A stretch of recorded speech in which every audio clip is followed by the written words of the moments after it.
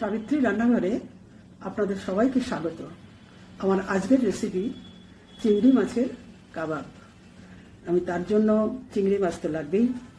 পেঁয়াজ কুচি নিয়েছি একটা, চালগুড়ি নিয়েছি পরিমাণ মতো, কাঁচা লঙ্কা আছে কুচি করা, শুকনো লঙ্কার গুঁড়ো আছে অল্প, হলুদ আছে অল্প, নুন আছে পরিমাণ মতো, আদা কুচি আছে হাফ চামচ, গরম মশলা লাগবে, আর লাগবে দুটো ডিম। এরপর আমি চিংড়ি মাছটা বেছে মিক্সিতে পেস্ট করে নেব, নিয়ে তারপরে রান্নাটা শুরু করব। চিংড়ি মাছটা বাটা হয়ে গেছে। এবার আমি এর মধ্যে এক এক করে এই চালগুড়ি পরিমাণ মতো দিচ্ছি, সব মিশিয়ে নেব। পেঁয়াজ কুচি দিচ্ছি,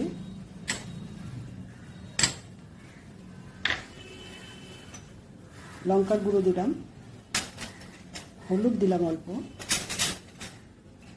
নুন দিলাম, কাঁচা লঙ্কা কুচি দিয়েছি, আদা দিচ্ছি সামান্য, গরম মশলা দিলাম সামান্য। এটা দিয়ে এবার আমি মেখে নেব। আর এখানে একটা ডিম ফাটিয়ে নিয়েছি। চিংড়ির কাবাবগুলো আমি এইভাবে তৈরি করে নিয়েছি। এবার আমি ভেজে নেব। আমি সর্ষের তেলেই ভাজছি।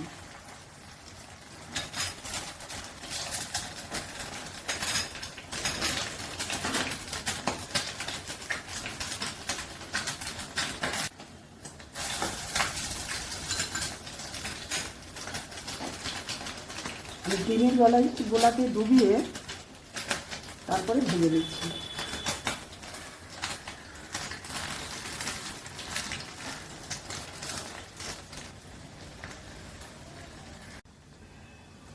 কাবাবগুলো এগুলো ভাজা হয়ে গেছে, এইগুলো তুলছি।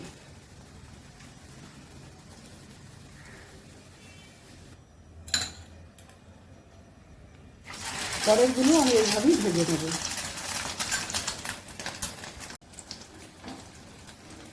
রান্নাটা আমার শেষ হয়ে গেছে।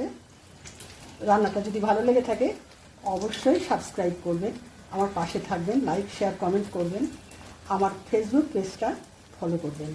আপনারা সুস্থ থাকুন, ভালো থাকুন। ভিডিওটা আমি এইখানেই শেষ করছি।